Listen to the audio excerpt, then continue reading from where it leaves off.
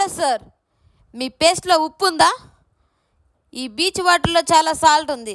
మీ పేస్ట్లో ఉప్పు లేని యెడల ఈ బీచ్ వాటర్తో బ్రష్ చేస్తే మీ పళ్ళు చాలా తెల్లగా వస్తాయి. Show me your teeth.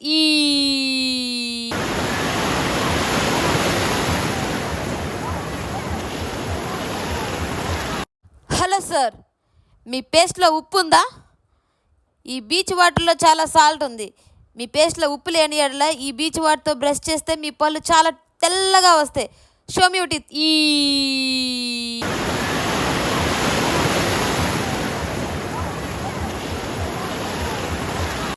Hello sir, మీ పేస్ట్లో ఉప్పు ఉందా?